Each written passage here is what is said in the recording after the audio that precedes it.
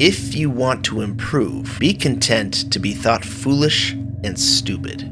Epictetus. So you want to improve at Fortnite or life insanely fast, huh? Welcome to the club. We all want it, but very few can do it. Why? Because their mentality is unfit for success. Today, I'm going to help you open your mind and understand what it takes to actually improve as fast as possible in Fortnite, video games, and life in general. If you skip on any of these foundational building blocks and don't take them seriously, you'll continue to stagnate and never break through your plateaus. The first thing we need to do is let go of our ego. Ego can be poisonous when it comes to improvement and learning. It tricks you into thinking you already know enough or that making mistakes is something to be ashamed of. But the truth is, mistakes are how we grow, and they are absolutely essential to learning. When you let go of the need to always be right, it's like taking the filter off the learning pot. All of the valuable lessons and insights you blocked before can now flow in freely. Now, instead of seeing feedback as an attack, you can see it as a gift to help you get better. Instead of focusing on protecting your pride and confidence by making excuses and defending your gameplay, you can focus on learning from every experience and mistake. When someone beats you, don't jump to excuses and start talking about all the unfair advantages they have. Drop the ego and learn from it, because I promise you, there is value in the loss if you know how to find it. It's also important to understand that your value as a person is not reflected in your skills at a video game. So please practice compartmentalizing yourself as a player and yourself as a person. No one actually cares how good you are at a video game, but they do care how you make them feel. So always be a kind person first and a gamer second, even when you want to smash your controller through your TV screen. Remember, it's just a game. You are mainly here to have fun, and every great player was once at your skill level. Letting go of your ego isn't easy, and it will always resurface, but if you can suppress it, it will make you a better learner, a better gamer, and a better person. The next foundational piece to improving is to stop focusing on the outcome. Instead, your focus should be on your progress. Far too many novice players I meet have the goal of being unreal in Battle Royale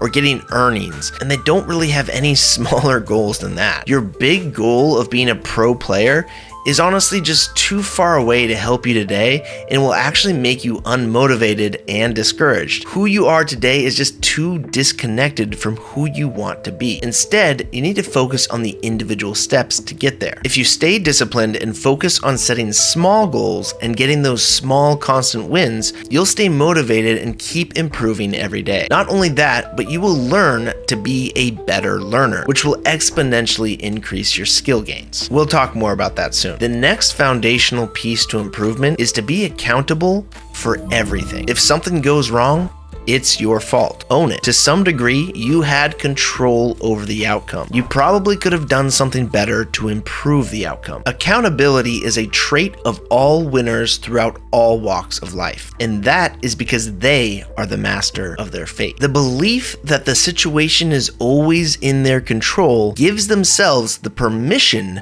to do something great and change the outcome. This mentality is even more important than it sounds because it leaks into every aspect of gaming and life. Accountability gives you power.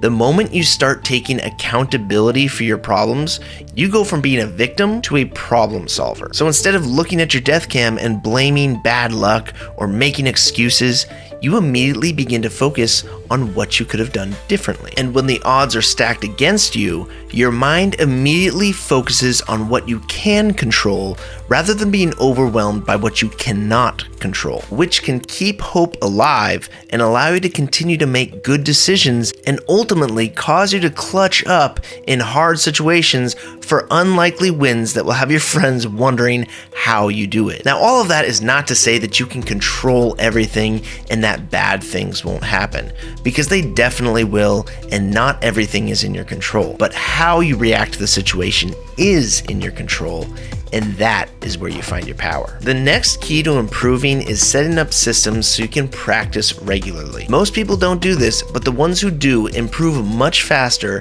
and actually end up hitting their goals. But before you can create a plan to get better, you need to figure out what you should work on first. Start with your common mistakes or weaknesses. They're the easiest to fix and can make the biggest difference right away. This approach works in both life and video games. Fixing mistakes is straightforward. Once you know what's wrong, you just have to figure out how to do it right and then practice it until it becomes natural. In Fortnite, for example, your weakness might be bad aim, or not healing to full health before a fight, or rushing into close combat without first gaining a positional advantage. These are small, specific things that you can spot when you really pay attention, and when you fix them, you greatly increase your odds of winning every engagement. Now, if you're having a hard time figuring out what mistakes you're making, just look at your death and continue to ask yourself why. Why did you die?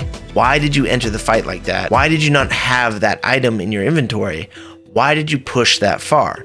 You need to be able to answer every single why to understand what errors in your calculations you're making, or what ignorance to certain aspects of the game are causing you to lose. In order to do this well, you need to record your gameplay, preferably an actual recording and not Fortnite's in-game replays, as those replays are not actual gameplay and it's just a floating point system that tries to reproduce what happened by placing objects from data coordinates, so it's often pretty dang inaccurate. Almost every console and computer has recording capabilities, so do a quick Google search for how to record gameplay on your system. And almost every smartphone has a camera with recording capabilities as well, if that's your best option. The ability to put gameplay or actions into slow motion and watch them back repeatedly is an incredibly powerful tool that most people overlook. I'd honestly say it accounts for the majority of my skill improvement and my knowledge of the game. I personally haven't played Fortnite nearly as much as most content creators or pros. I have a toddler and another on the way. I make YouTube content full time. I build training maps. I lead Fortnite training programs. And generally, I just have a busy schedule and a pretty unhealthy lack of sleep. I really only started to play Fortnite heavily in the beginning of Chapter 4, and I have 1,277 hours of Battle Royale logged on my account, which might sound like a lot. Many other content creators might have more like 10,000 hours spent in Battle Royale. My skills reflect those of someone who has put a lot more time into the game, and the reason for that is simple. I analyze myself and others regularly, and I've become a great coach to myself. And that really is the big difference maker. You need to become the coach you need. A good coach can make a huge difference, and the best coach is the one you've got access to all the time, who continues to get better and better with you. So have your self-coach learn your own weaknesses and then create a plan to work on them until they become strengths. Analyze your own game constantly and determine where you can improve, and then also determine how you can improve. Once you do this, you are automatically ahead of 99% of people, because other players are seeking the right video or the right person to solve their problems, and they never really find it. When all along, they could improve so much faster if they'd analyze themselves and get introspective to determine the quickest path to improvement. You also discover so much more about yourself in the game when you're constantly analyzing yourself. This is also a life lesson. Oftentimes, the best mentor or coach for you is you.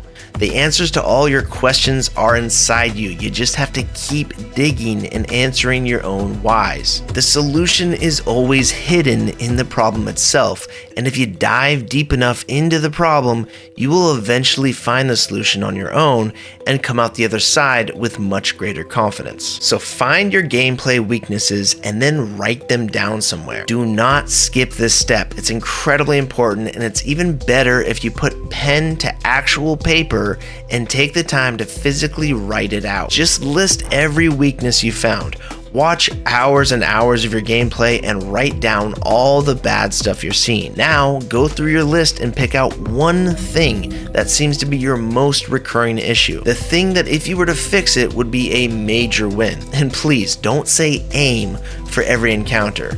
You need to look closer, because most pros don't even hit all their shots in a fight, but they always create advantages and try to remove as many disadvantages as possible. So look hard for the ways that you're putting yourself at a disadvantage apart from just your bad aim. But if your aim is so bad that it's glaring, that should definitely be your number one issue to fix. Now you need to spend time thinking about the most efficient way to train on your weakest skill. Usually this is pretty straightforward, but sometimes it might require some creativity, and I do encourage you to think outside the box if necessary. For instance, if a weakness that you need to work on is looting faster on your drop, you have to think about how to drop into as many games as possible and speed run your loot path, and then quit out and do it over and over again. And there are many ways to do that, including second accounts, creator codes, etc. And now we need to return to the idea that progress should be your main focus.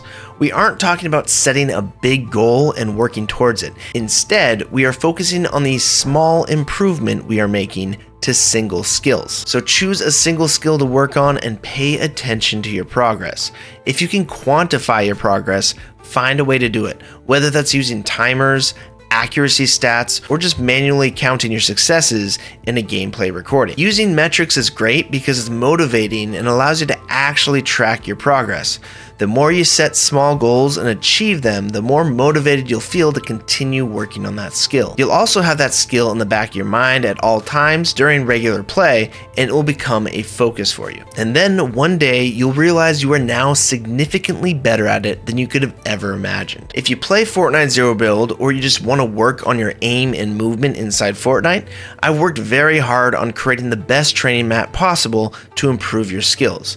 The Shinobi Zero Build Mastery course. The map code is above on screen. Each scenario will test your skills, and this can help you determine your weaknesses and your mechanics to work on. I recommend finding your biggest weakness and then running that scenario on repeat with the timer off. You can do the all level challenge to earn your belt color and get an overall skill rating, and then work on those individual skill scenarios that you feel are holding you back from reaching the next belt color. Once you feel satisfied with where that skill is, now you move on to another. The main thing here is that you don't want to be trying to improve on too many skills all at once. You really need to just pick one or two and then make them your main focus, because you'll improve much faster that way. Professional basketball players don't improve their three-point shot by playing 5v5 basketball or even one-on-one basketball. It's improved by doing three-point shooting drills over and over and figuring out the right shooting mechanics that work for them. Golfers don't improve their swing all that much by playing 18 holes of golf. They go to the driving range and hit countless balls over and over while focusing on isolating certain parts of their movement. This is called deliberate practice. And in terms of skill building, deliberate practice is 10 times more effective than normal practice. It's the main thing that sets the pros apart from the hobbyists. It's the sometimes boring, sometimes tedious, focused efforts that you put into individual skills to improve them as effectively as possible. Now, again, a large part of improving these skills and keeping things fun is setting small, measurable goals for yourself during your training. So if you're working on your build edits, try to make it measurable. Instead of just playing and doing it for an hour, set a goal of doing 20 specific edits in a single minute. Use creative maps to practice that with a timer. If you're practicing your aim, use my creative map to do something like hit 30 flick shots in the flick shot scenario in the allotted 1 minute time. Keep trying to push your scores higher and keep track of your progress. Once you feel you've nearly mastered an individual skill, you move on to the next. And you keep doing this until you've become a well-rounded player who has very few weaknesses. You absolutely have to set time aside to practice and improve your skills. You should expect about 25% of your normal playtime to be dedicated to deliberate practice if you want to improve at a much faster rate than normal. The 80-20 rule would say that if you spend 20% of your normal playtime doing deliberate practice, you'll improve that skill 80% faster. And I would recommend keeping the training to a maximum of 50% of your playtime for a couple of reasons. First off, you need to test the skills you're training in real game scenarios for realistic feedback. Secondly, there are diminishing returns to overtraining. If you continue to repeatedly train the same mechanics for hours on end, your brain no longer is working to solve a puzzle or develop new neural pathways. It's just going through the motions. This kind of repetitive repetitive overtraining can lead to mental fatigue and even slower improvement over time. Research in cognitive science and skill acquisition shows that deliberate, focused practice is most effective when done in shorter, concentrated sessions, followed by periods of rest or applying those skills in realistic scenarios. I hope this video has been helpful for your improvement mentality. If you found it helpful, please hit the like button. It really helps a ton. And if you want to support me and my family, please consider using code TobyWanShinobi in your Fortnite item shop. Thank you very much. I wish you the best of luck on your improvement journey, my friend. Shinobi out.